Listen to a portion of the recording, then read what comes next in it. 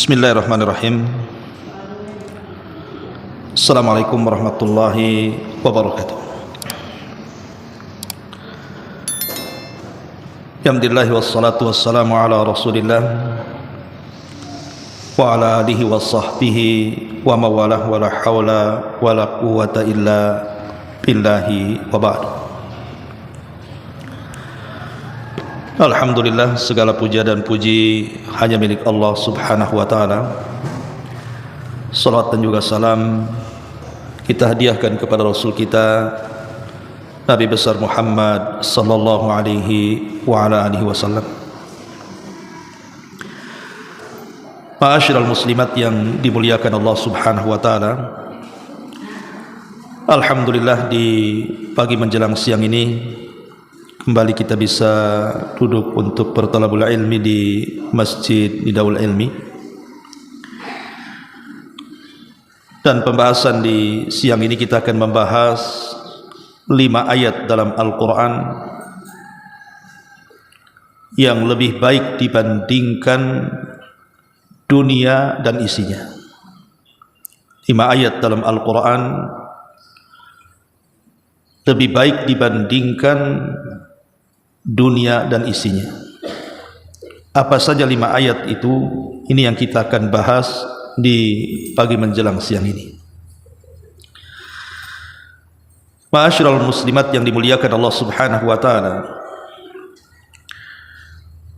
pembahasan ini diambil dari sebuah riwayat yang dikeluarkan dari Al-Imam Hakim dalam Mustadraknya ala syarti sahihaini dari sahabat Abdullah ibn Mas'ud radhiyallahu anhu,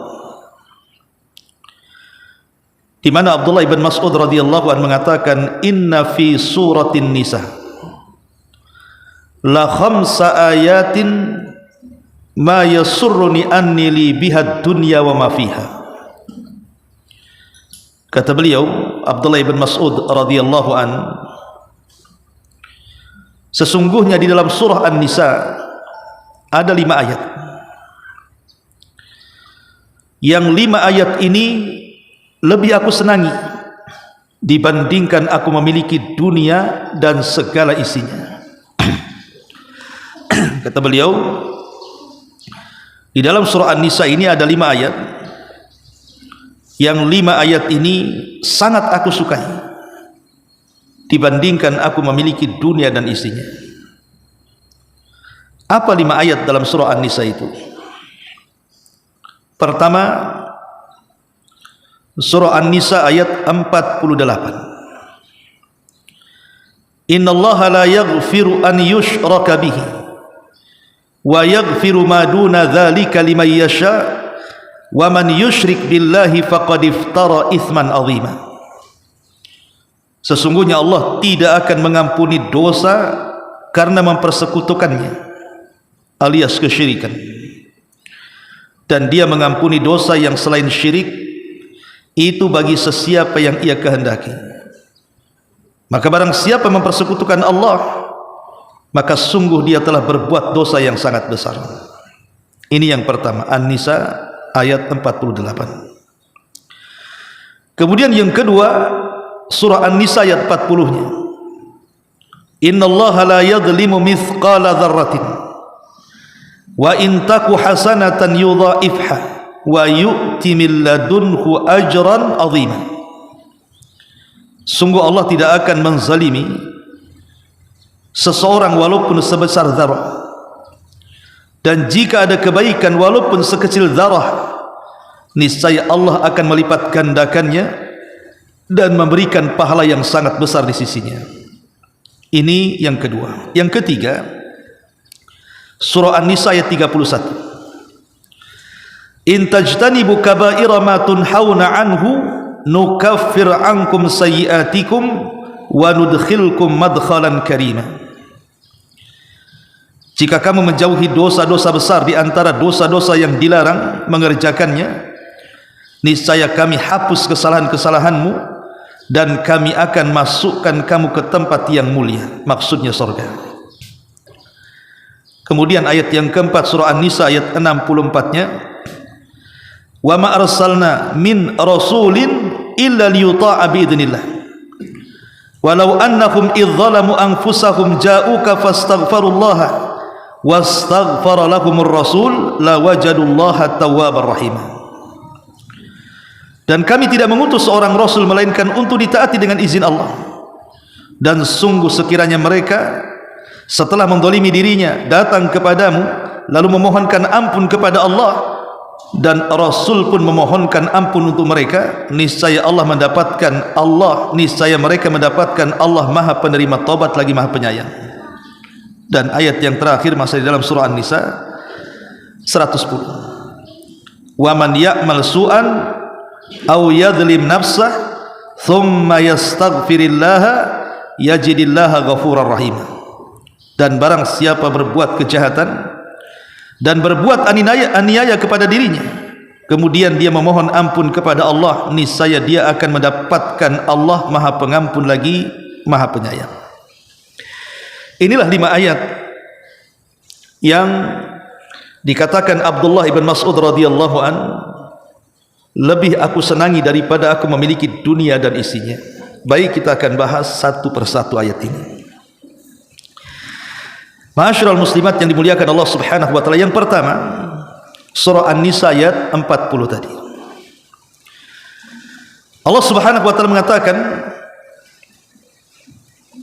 innallaha la yadhlimu mithqala dzarratin wa in taku hasanatan yudhaifha wa yu'ti min ladunhu ajran 'azima. Sungguh Allah tidak akan menzalimi kepada seseorang walaupun dia membawa amalan sebiji zarah, dan jika ada kebaikan walaupun sebiji zarah sekalipun, niscaya Allah akan melipat gandakannya dan memberikan pahala yang sangat besar di sisinya. Ayat ini, An-Nisa ayat 40 ini menjelaskan kepada kita bahwa sekecil apapun amal kita,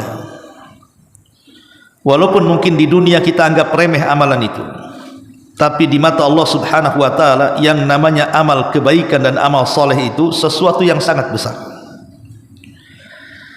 Makanya Nabi SAW melarang kita ini meremehkan sekecil apapun kebaikan, walaupun hanya melemparkan senyum kepada saudaranya.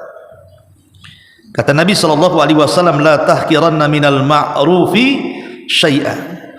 Jangan remehkan sekecil apapun amal kebaikan itu, karena di mata kita remeh, tapi di mata Allah Subhanahu wa taala itu sangat besar sekali. Karena amal soleh ini membuahkan banyak sekali manfaat untuk kehidupan kita di dunia dan kehidupan kita di akhirat. Contoh saja, bahwa amal soleh yang kita lakukan di dunia ini, Bu, bermanfaat untuk kita. Pertama, karena amal soleh ini bisa memberikan kebahagiaan kepada kita. Allah Subhanahu wa taala mengatakan dalam surah An-Nahl ayat 97, man amila salihan min dzakarin aw untha wa huwa mu'minun falanuhyiyannahu hayatan thayyibah. Barang siapa yang beramal saleh dari laki-laki dan perempuan dan dia beriman kepada Allah, maka kami akan berikan kepadanya kehidupan yang indah. Orang yang banyak melakukan amal saleh, Bu, Allah akan berikan kebahagiaan. Yang kedua, dengan amal saleh itu bisa menjaga harta dan keluarga. Ingat dalam Quran itu, Bu, ada kisah Nabi Khidir dan Nabi Musa. Jadi Khidir dan Musa ini satu hari masuk ke sebuah tempat ingin dijamu karena dia seorang musafir yang kehabisan bekal. Tapi sayang, dia masuk ke perkampungan, satu kampung itu bakhil semua, Bu. Nggak ada yang mau ngasih makanan dan minuman kepada Khidir dan juga Musa alaihissalam. Akhirnya kemudian Musa dan Khidir keluar dan hendak mencari kampung yang lainnya. Tapi kemudian di perbatasan kampung ada rumah yang mau roboh. Kata Khidir kepada Musa, kita perbaiki rumah ini dulu. Musa ketika itu heran, kita lagi kesusahan memperbaiki rumah, sementara pemiliknya tidak ada. Harusnya kalau memperbaiki rumah kan jelas pemiliknya dapat upah, sehingga dengan upah itu dia bisa makan. Tapi Khidir mengatakan sudah, perbaiki saja. Akhirnya diperbaiki. Kemudian setelah kejadian ini Musa bertanya soal takwilnya, kenapa gitu ya. Maka Khidir alaihi salam mengatakan bahwa rumah itu yang hampir roboh itu pemiliknya adalah 2 anak yatim. Jadi rumah itu punya 2 anak yatim yang tinggal di kota. Dan dari kakek buyut 2 anak yatim itu, dulunya kakek buyutnya termasuk orang-orang yang soleh dan soleh. Jadi kita harus menjaga anak yatim ini. Lihat bagaimana Allah subhanahu wa ta'ala mengutus Nabi Khidir untuk menjaga harta kedua anak yatim. Kenapa? Karena di bawah rumah yang hendak roboh itu ada harta yang sangat berharga. Kalau rumah itu sampai roboh, ketahuan orang yang bakhil itu tentu akan diambilnya. Pendalilannya adalah ketika Allah mengirim Nabi Khidir dan Musa memperbaiki rumah, dan rumah itu pemiliknya 2 anak yatim. Alasannya karena kakek buyutnya atau orang tuanya dulunya orang soleh dan soleha. Dari sini menunjukkan bahwa amal soleh itu bisa menjaga harta dan keluarga. Jadi kalau seandainya ibu baik sekarang ini, ibu taat, dan Allah takdirkan kita meninggal, maka jangan khawatir dengan harta yang kita tinggalkan, jangan khawatir keluarga yang kita tinggalkan, Allah akan jaga. Itu maksudnya. Itulah buah amal soleh. Kemudian juga yang ketiga, amal saleh ini bisa menghilangkan setiap kegundahan, kebingungan, stres. Karena bagaimanapun sesiapa yang senantiasa dekat dengan Allah subhanahu wa ta'ala dan salah satunya mengamalkan amal saleh, maka Allah akan dekat dengan kita. Ketika Allah dekat dengan kita, maka apapun hajat kita pasti Allah akan penuhi, termasuk juga menghilangkan hal-hal yang bisa membuat kita stres. Contoh umpamanya tentang 3 orang yang terjerembab dalam sebuah gua. Kan ada 3 orang kisah dari Nabi itu. Orang ini sedang safar, 3 orang ini. Kemudian mereka keletihan, masuk ke dalam gua, maksudnya ingin istirahat. Setelah mereka tertidur dalam gua itu, tiba-tiba pula ada batu menimpa pintu gua dan menghalangi mereka keluar dalam gua. Akhirnya mereka berusaha mendorong batu itu, tidak bisa. Kemudian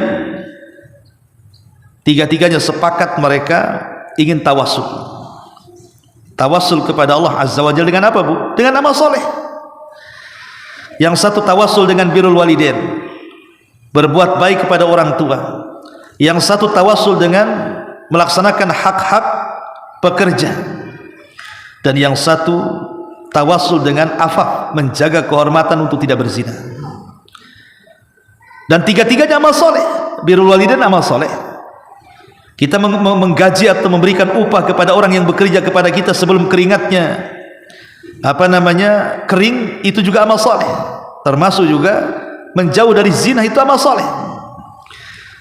Ketika kemudian 3-tiganya tawasul dengan 3 amal soleh ini, maka dengan izin Allah akhirnya kemudian mereka dikeluarkan dari kebingungan, dari stres yang hampir mati dalam gua itu. Akhirnya pintu gua pun terbuka lebar-lebar. Lihat bagaimana dampak amal soleh ini. Kemudian yang keempat, amal soleh juga menjadikan kita dicintai Allah. Makanya Nabi SAW mengatakan, wa ma yazalu abdi yataqarrabu ilayya bin nawafil hatta uhibbahu. Ketika seorang hamba setelah melaksanakan yang wajib kemudian dia menambah dengan yang sunnah-sunnah, maka ketika itu aku, kata Allah, semakin mencintai hamba itu. Dan tentu amal soleh juga bisa menjadikan kita dicintai orang, dicintai manusia. Bukan Allah cinta saja kepada kita, manusia pun cinta dengan kita. Ibu kalau suka nolong orang, cara bicaranya juga santun, kemudian juga tidak pernah menyakiti orang, pasti orang suka, Bu. Itulah amal soleh. Ini baru di dunia ya. Kalau di akhirat sudah jelas. Pertama kita mendapatkan bisyarah saat kematian kita. Karena Allah Subhanahu wa taala mengatakan, innal ladzina qalu rabbuna Allah tsumma istaqamu tatanazzalu alaihimul malaikatu alla takhafu wa la tahzanu wa abshiru bil jannati allati kuntum tu'adun. Orang-orang yang mengatakan Rabb kami Allah, kemudian mereka istiqamah, maka saat kematiannya turun malaikat dan mengatakan jangan takut, jangan sedih, berbahagialah karena surga sudah menanti kamu. Lihat bagaimana amal soleh itu berdampak setelah kematian kita. Saat matinya saja kita dapat kabar gembira. Belum lagi kita aman dari azab kubur, karena nanti solat kita, puasa kita, zakat kita, haji kita, sedekah kita, silaturahim kita, birrul walidain kita, atau apalah sebutkan nama amal solehnya, itu akan menjelma seperti manusia yang indah rupawan, kata-katanya santun, kemudian akan menemani kita selama kita dalam kuburan, dan kita akan dijauhkan dari azab kubur. Belum lagi kelak di padang mahsyar, amal soleh itulah yang akan menyelamatkan kita di saat manusia sedang ketakutan. Dan tentu tidak ada nikmat yang lebih besar bagi orang-orang yang beramal soleh kecuali pasti akan mendapatkan surga Allah Subhanahu wa ta'ala. Maka ayat yang pertama ini memberikan faedah kepada kita, jangan remehkan sekecil apapun amal soleh, karena di mata Allah Subhanahu wa ta'ala amal soleh itu besar.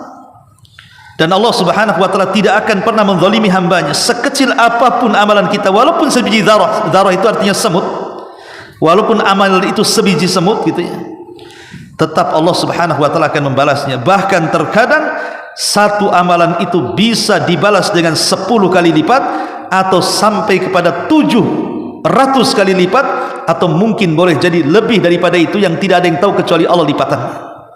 Contoh umpamanya, orang yang membaca satu huruf dalam Quran, berapa lipatannya? 10 kali lipat. Kata Rasul, man qara'a harfan min kitabillah falahul hasanatu wal hasanatu bi asyri amsalihha. Siapa yang membaca satu huruf saja dalam Al-Quran, maka dia akan dilipat gandakan kebaikannya 10 kali lipat. Bayangkan, satu huruf artinya satu kebaikan, pahalanya 10 kali lipat. Bahkan sampai 700 kali lipat, seperti umpamanya ketika Allah bicara soal sedekah, di mana Allah Subhanahu wa ta'ala melipat gandakan orang yang bersedekah itu menjadi 700 kali lipat. Bahkan terkadang ada amalan itu yang tidak tahu kelipatannya berapa pahalanya, seperti puasa. Nabi mengatakan as-saumu li wa ana azzibihi, puasa itu untukku dan aku yang akan membalasnya, tanpa menyebutkan lipatannya. Jadi jangan pernah remehkan sekecil apapun amal saleh. Ingat satu kisah yang pernah saya ceritakan kepada ibu-ibu, kisah seorang wanita namanya Zubaidah. Zubaidah ini istri daripada seorang khalifah Islam, Harun ar-Rasyid.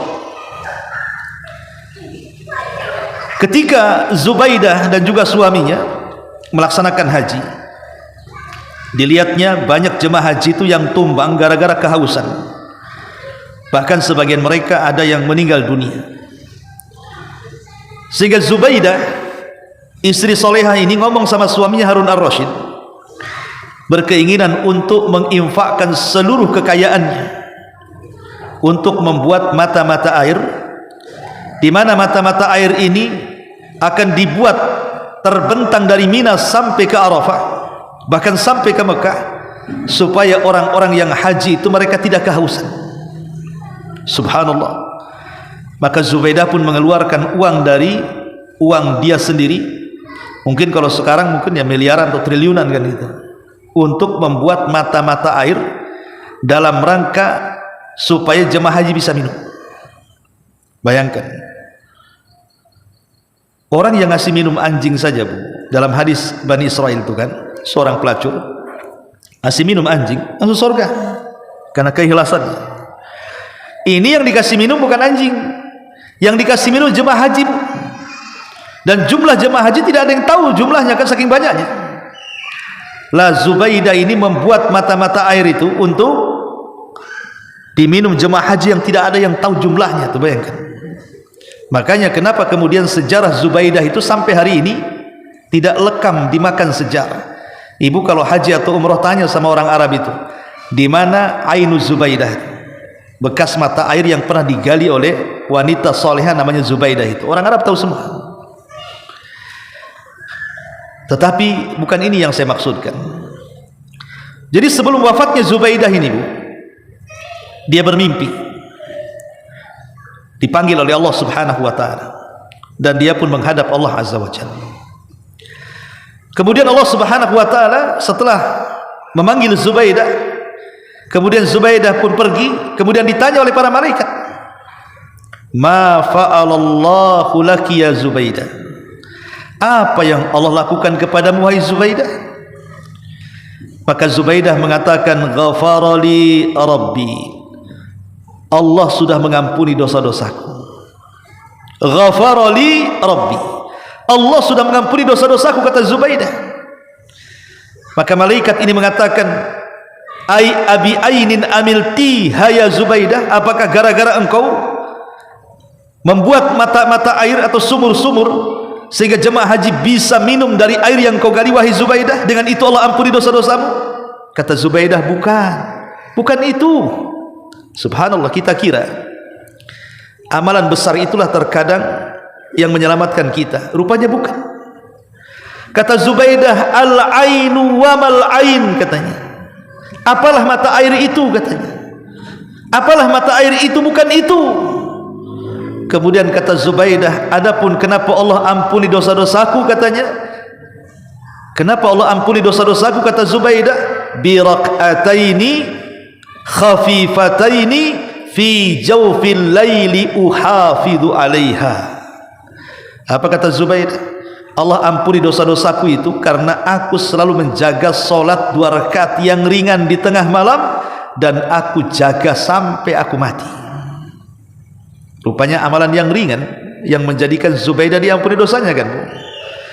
Kalau solat kan tidak perlu membiayai dengan biaya besar, kan? Kalau membuat mata-mata air ini kan miliaran, kan, untuk membuatnya, kan? Tapi rupanya amalan kecil ini pula yang menjadikan Allah ampuni dosanya. Jadi kita tidak ada yang tahu amalan yang mana satu yang Allah terima. Yang jelas amal soleh aja lah.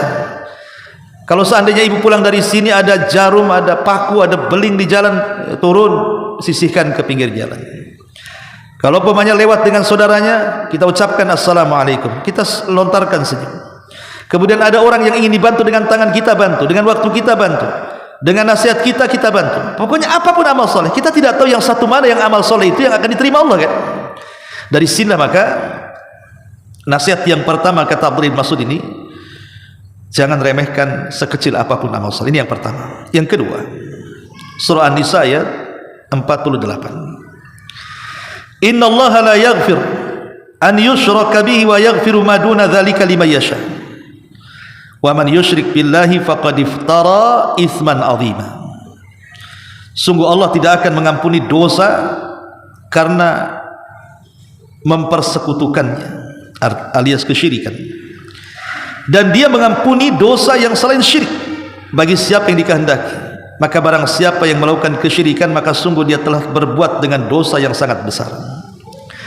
Nasihat yang kedua dari ayat yang kedua surah An-Nisa ayat 40 atau 48 ini, kita dilarang untuk melakukan kesyirikan, dan tidak ada dosa yang lebih besar dibandingkan dosa syirik. Apalagi kalau syiriknya sampai syirik akbar, syirik besar. Pertama, dia dikeluarkan dari Islam, dianggap murtad. Yang kedua, dicap kekafiran. Yang ketiga, dimasukkan ke dalam neraka. Yang keempat, dikekalkan di dalamnya. Yang kelima, digugurkan seluruh amalannya. Lihat, ini kalau syirik besar. Dan walaupun itu syirik kecil, sekecil-kecilnya syirik tetap masih besar dosanya dibandingkan dosa besar. Makanya jauhi kesyirikan. Datang ke dukun, percaya kepada tangkal, menyimpan jimat-jimat, datang ke kuburan meminta-minta. Hindari. Kalau hendak meminta-minta kepada Allah, enggak perlu datang ke kuburan para wali. Kalau hendak meminta-minta kepada Allah, tidak perlu datang ke dukun-dukun, ke bomo-bomo. Allah Rasul mengatakan kepada Abdullah ibn Abbas radhiyallahu anhuma, idza sa'alta fas'alillah. Kalau engkau minta, minta langsung kepada Allah. Tidak usah minta-minta kepada makhluk. Ataupun kesyirikan yang sifatnya kecil, seperti syirik dalam ucapan, mengatakan kalau bukan karena Allah dan kamu. Harusnya cukup kalau bukan karena Allah saja. Kalaupun mau ditambah kemudian, bukan pakai dan. Atau orang bersumpah dengan sumpah selain daripada Allah Subhanahu wa ta'ala. Atau orang bernazar kepada selain Allah, takut kepada selain Allah, mengharap kepada selain Allah, maka ini adalah kesyirikan. Maka jangan sampai kehidupan kita dipenuhi dengan kesyirikan. Jadilah orang yang muwahhid, ahli tauhid, supaya kita bahagia dunia dan akhirat. Ini yang kedua. Yang ketiga, surah An-Nisa ayat 31. In tajtanibu kaba'ira ma tunhauna anhu nukaffir ankum sayyi'atikum wa nudkhilkum mudkhalan karima. Jika kamu menjauhi dosa-dosa besar di antara dosa-dosa yang dilarang mengerjakannya, niscaya kami hapus kesalahan-kesalahanmu dan akan kami masukkan kamu ke tempat yang mulia, maksudnya surga. Ma'asyiral muslimat yang dimuliakan Allah Azza wa Jalla, nasihat yang ketiga adalah hindari dosa-dosa besar. Hindari dosa-dosa besar. Karena dalam sebuah hadis Nabi SAW mengatakan, ijtanibu sab'al mubiqah, jauhi oleh kalian 7 perkara yang akan membinasakan kalian. Dosa besar itu bisa membinasakan kita, bisa menghancurkan kehidupan kita, dunia kita dan akhirat kita. Sahabat kemudian bertanya, Rasul, apa yang dimaksud 7 perkara itu? Maka Rasul menyebutkan, pertama syirik, yang kedua sihir, yang ketiga membunuh jiwa yang diharamkan tanpa ada hak yang dibenarkan, yang kelima makan riba, yang keenam makan harta anak yatim, kemudian yang keenam lari dari peperangan, dan yang terakhir menuduh wanita baik-baik sebagai pezina. Kata Rasul, kesyirikan, sihir, pembunuh, dosa riba, memakan harta anak yatim, lari dari pertempuran, atau menuduh orang-orang yang baik dikatakan pezina. Jadi hindari dosa-dosa besar ini. Dosa-dosa besar ini banyak, ya. Durhaka kepada orang tua, dosa besar. Kemudian juga menjauhi berdusta atas nama Allah dan Rasulnya juga dosa besar. Menipu itu dosa besar. Ghibah itu dosa besar. Judi dosa besar. Mencuri dosa besar. Ataupun mencaci, memaki, melaknat, itu dosa besar. Atau tasyabuh, ataupun laki-laki menyerupai perempuan atau perempuan menyerupai laki-laki, atau kepala rumah tangga yang tidak punya kecemburuan keluarganya bermaksiat. Itu semua dosa besar, termasuk riya, berkhianat, mengadu domba, kemudian juga nusuznya seorang istri kepada suami, menyakiti tetangganya, ataupun menyembelih kepada selain Allah, berjidal, merasa aman dari makar Allah, meninggalkan salat. Itu semua dosa-dosa besar. Intinya bahwa dosa besar ini banyak. Dan definisi dosa besar itu, Bu, setiap dosa yang di dunia diancam dengan potong tangan, dengan rajam, dengan cambuk, dengan pokoknya ada ancaman di dunia. Atau kalaupun tidak ada ancaman di dunia, ada ancaman di akhirat. Diancam dengan neraka, diancam dengan azab. Maka itu semua dosa besar. Maka hindarilah dosa besar-besar supaya kita mendapatkan kebahagiaan dunia dan akhirat. Kemudian ayat yang keempat dan yang kelima ini sama tentang keutamaan istighfar. An-Nisa ayat 64-nya, wa ma arsalna mir rasulin illa liyuta'a bi idznillah walau annahum idzalamu anfusahum ja'uka fastaghfirullaha wastaghfara lahumur rasul lawajadullaha tawwabar rahima. Dan kami tidak mengutus seorang rasul melainkan untuk ditaati dengan izin Allah. Dan sungguh sekiranya mereka setelah mendolimi dirinya datang kepadamu lalu memohonkan ampun kepada Allah dan Rasul pun memohonkan ampun kepada mereka, niscaya mereka mendapatkan Allah penerima tobat yang dan juga Maha Penyayang. Kemudian juga An-Nisa 110-nya,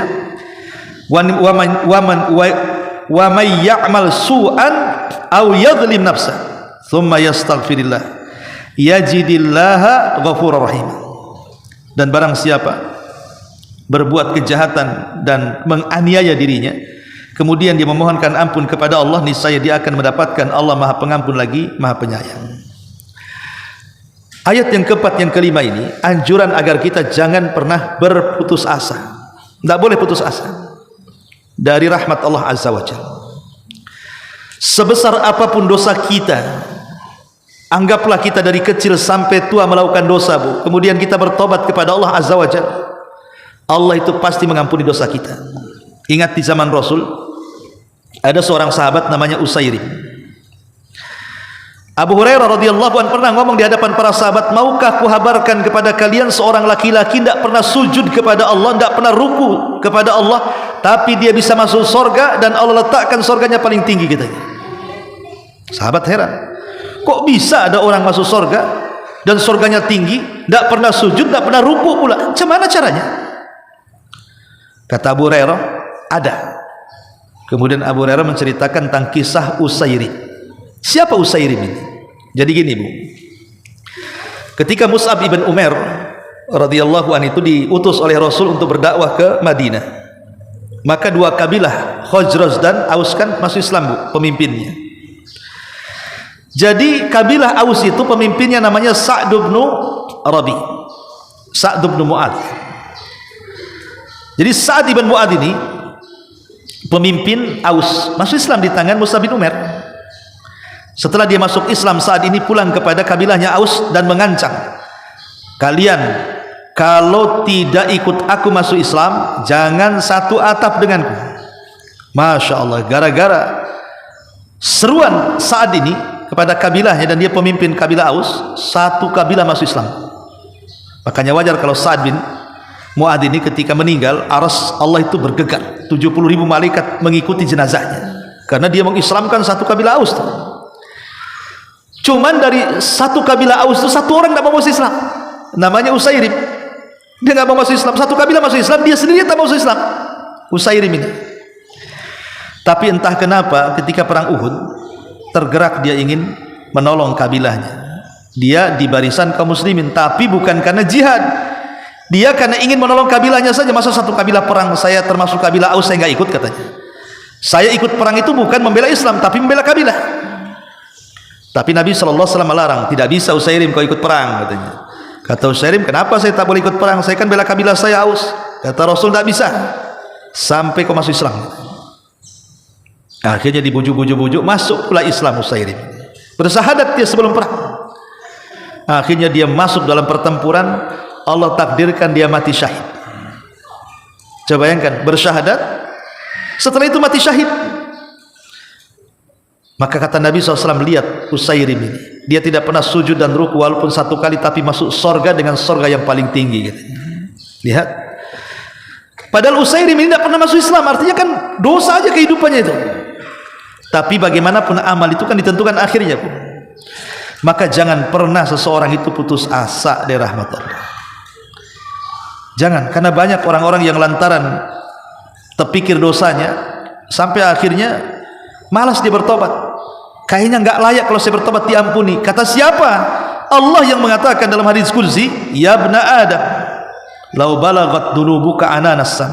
Wahai anak Adam, kalaulah dosamu melambung sampai ke awan, thumma astaghfartani, kau datang minta ampunan kepadaku, kata Allah, ghafartu laka wala ubali, ku ampuni, aku tak peduli, katanya. Lihat bagaimana rahimnya Allah, tawabnya Allah, zat yang maha penerima tobat kepada kita. Maka sekali lagi jangan putus asa dari rahmat Allah. Terus kita ini beristighfar kepada Allah Azza wa Jalla, terutama bacalah istighfar yang paling baik yang disebut dengan Sayyidul Istighfar, pemimpinnya istighfar. Allahumma anta rabbi la ilaha illa anta khalaqtani wa ana abduka wa ana ala ahdik wa wa'dika mastata' a'udzubika min syarri ma sana' abu'u laka bi ni'matika alai wa abu'u bi dzambi faghfirli fa innahu la yaghfiru dzunuba illa anta.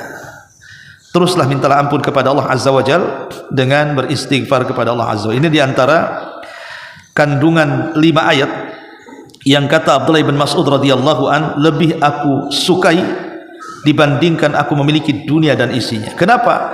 Karena kalau kita ringkas nih dari 5 ayat ini, Bu, apa yang bisa kita petik? Pertama, bahwa kita disuruh untuk banyak-banyak amal soleh. Dunia ini bisa hilang, entah dunia yang meninggalkan kita atau kita yang meninggalkan dunia, tapi amal soleh itu tidak akan pernah hilang. walaupun sampai kepada kematian kita, bahkan sampai kita dimasukkan ke dalam surga. Yang kedua, tauhid. Dan tauhid itu kunci daripada surga. Miftahul jannah la ilaha illallah. Dan surga itu kenikmatannya tidak bisa dibayangkan dengan kenikmatan dunia. Surga itu kenikmatannya tidak pernah dilihat mata, didengar telinga, terlintas pun tidak. Tapi sebaliknya, dosa syirik, hati-hati, bisa mengekalkan orang di neraka. Kemudian yang ketiga, larangan dosa besar. Ya, karena orang yang banyak melakukan dosa besar ini, Bu, tidak akan tenang hidupnya. Seorang pencuri walaupun dia banyak menghasilkan dari hasil curiannya, nggak pernah tenang hidupnya. Koruptor itu, orang yang mendolimi orang tidak akan pernah hidupnya tenang. Kenapa? Karena dia didoakan orang yang didoliminya. Maka jauhi dosa-dosa besar. Kemudian juga yang terakhir, taubat. Karena taubat inilah yang menjadikan semua dosa-dosa kita diampuni dan memperbanyak istighfar supaya aib kita ditutup dari manusia dan dosa-dosa kita tidak menjadikan azab bagi kita pada hari kiamat. Makanya wajar kalau 5 ayat ini, kata Abdullah bin Mas'ud, ini lebih aku sukai dibandingkan dunia dan isinya. Wallahu a'lam bishawab. Ini yang bisa sampaikan. Taib, sebelum saya tutup, kalau ada yang bertanya silakan.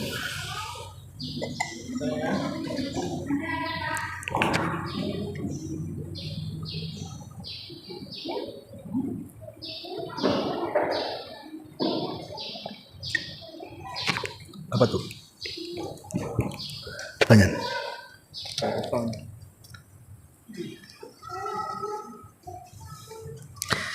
Bagaimana caranya kita membayar hutang kepada orang yang tidak tahu di mana keberadaannya? Iya. Alhamdulillah wassalatu wassalamu ala Rasulillah, amma ba'd. Pertanyaan yang sangat bagus sekali. Karena banyak orang yang punya hutang tak mau bayar masalahnya. Kalau orang punya keinginan membayar hutang, pasti Allah lunasi. Karena ada hadisnya. Siapa yang punya hutang dan dia punya keinginan untuk membayarnya, Allah lunasi. Pasti Allah akan mudahkan rizkinya. Siapa yang berhutang dan dia tidak hendak membayarnya, Allah hilangkan berkah kekayaannya. Allah tahan rizkinya. Dan ingat, hutang ini akan menyulitkan kita di dalam kuburan kita. Seorang yang mati syahid, orang yang mati syahid itu pahalanya besar, diampuni dosa-dosanya, kecuali dia mati syahid punya hutang, tidak akan diampuni sampai dibayarkan hutangnya. Makanya kalau orang punya keinginan bayar hutang, itu sebuah kebaikan, amal soleh. Pertama, bagaimana caranya supaya kita bisa bayar hutang kepada yang kita tidak tahu? Pertama, cari dulu alamatnya, cari tahu dulu. Ya, berusaha mencari tahu di mana kira-kira orangnya. Kalau tidak ada, siapa keluarganya. Jadi itu harus paham. Kalau memang tidak ada orangnya, sudah mati, kan diserahkan kepada keluarganya, kepada ahli warisnya. Atau kalau dia tidak mati tapi masih menyisakan keluarga, kita bisa titip di keluarganya. Ini yang pertama. Yang kedua, kalau seandainya sudah dicari orangnya nggak ketemu, dicari keluarganya pun tak tahu, seperti orang yang hijrah ke Batam ini, kadang-kadang kan hidupnya sendiri atau sama keluarga, kita tidak tahu keluarga dia di kampung. Ya kita tahu dia orang Jawa, tapi Jawa mana kan gitu ya, Jawa kan luas tuh ya. Orang Padang mana, Padang juga banyak gitu. Orang Sumatera luas-luasnya begini, Sumatera mana ya, Kalimantan mana kan tidak tahu. Kalau seandainya orang tidak tahu kepada orangnya, maka ibu bisa sedekahkan sebanyak ibu meminjam uang kepada orang yang ibu hutang. Jadi ibu bisa sedekah, umpamanya ibu punya hutang sama orang 1 juta, sudah dicari-cari nih, nggak ketemu-temu juga orangnya, keluarganya juga nggak ada, maka ibu bisa sedekahkan 1 juta itu dan diniatkan bayar. Diniatkan bayar dengan cara meniatkan pahala orang, pahala yang ibu sedekahkan itu kepada orang yang ibu pernah ambil uangnya dalam rangka hutang. Jadi ibu ngomong kepada, datang ke sini ke masjid, ini saya ada sedekah 1 juta. Ya doakannya, ini sebenarnya orang yang saya utangi nggak ketemu, ya maka saya sedekah untuk dia. Nah begitu Bu. Jadi kita sedekahnya untuk dia, orang yang punya uang itu. Acaranya seperti itu. Tapi catatan Bu, ketika ibu sudah sedekah, Datang pula lah orang tuh. Pusing kan Bu, uangnya udah disedekahkan, orang itu pula datang. Maka ibu tetap harus bayar Bu. Nggak mungkin juga ibu katakan, uangnya kan sudah disedekahkan loh, itu nggak ada urusan sedekah nggak sedekah kan itu. Jadi kalau datang orang itu tetap dikasih, dan yang 1 juta yang tadi diniatkan kepada orang yang kita utangi kembali kepada kita pahalanya. Makanya dipastikan dulu sebelum kita sedekahkan, dipastikan dulu. Jangan-jangan nanti orangnya datang, apalagi nominalnya besar pula kan itu. 10 juta, atau datang pula orangnya 10 juta. Datang ke masjid, mana sedekah saya? Kenapa? Saya niatnya kemarin tuh mau bayar utang, orangnya ada di rumah sekarang. Nggak boleh Bu ya. Ya dibalikin lah. Kamu mungkin juga sedekah sudah disedekahkan diambil lagi. Makanya dipastikan dulu orang yang akan kita bayar utang itu, keberadaannya. Wallahu a'lam. Dan jangan biasa berhutang Bu. Berhutang itu tak bagus. Kata para ulama, hutang itu membuat orang stres di malam hari, menghilang di siang hari. Malamnya stres, siangnya hilang karena dicari-cari orang masalahnya. Ya Bu ya kan? Yang kedua, orang yang punya hutang ini Bu, dia tidak terputus sampai dia ke kuburan. Makanya Rasul tidak mau menyolati orang yang punya hutang. Sampai ada seorang sahabat udah dimandikan, dikafankan, siap nyolatkan. Rasul dipanggil, Rasul jenazah sudah siap disolatkan. Rasul nanya, punya hutang nggak? Ada 2 dinar. Oh, saya nggak mau, kata Rasul. Solatkan kalian saja. Rasul menghindar. Sampai ada seorang sahabat namanya Abu Qatadah mengatakan, Rasul, aku yang jamin yang 2 dinar itu, kata. Baru Rasul mau. Nah, sampai seperti itu ya. Nah, sekarang ini kan zaman hutang Bu. Ini zaman hutang ini repot. Kalau kita mati, maka akan susah kematian kita. Coba rumah ngutang, nanti rumah belum selesai nih, kendaraan ngutang, kendaraan belum selesai, spring bed ngutang, nanti kulkas ngutang, semua ngutang. Akan repot kehidupan kita ini. Walaupun dengan alasan itu kan kredit kecil bisa lalu, enggak, bukan masalah itu. Kita ini tidak tahu matinya kapan. Maka sebisa mungkin jauhilah hutang. Walaupun dalam Islam boleh berhutang itu kalau satu dalam kondisi darurat. Boleh. Namanya ibu masih sewa rumah, nggak ada duit. Kalau enggak, ibu nggak bisa tidur di rumah, bisa diusir sama yang punya rumah karena nggak bisa bayar sewa. Atau paksalah dia ngutang untuk bayar rumah. Itu terpaksa namanya. Kalau sekarang kan ngutang bukan terpaksa Bu. Ya, bukan terpaksa, jadi sudah keenakan ngutang ini. Memang kerjanya ngutang dia. Nah, ini kan repot kalau ada ngutang jadi pekerjaan. Makanya hindarilah hutang piutang ini karena ngeri ya. Bukan hanya di dunia, di akhirat juga balasannya jelas. Wallahu a'lam. Baik, kalau nggak ada kita tutup dengan doa kafaratul majelis. Subhanakallahumma wa bihamdika asyhadu an la ilaha illa anta astaghfiruka wa atubu ilaik. Allahu taala alam. Assalamualaikum warahmatullahi wabarakatuh.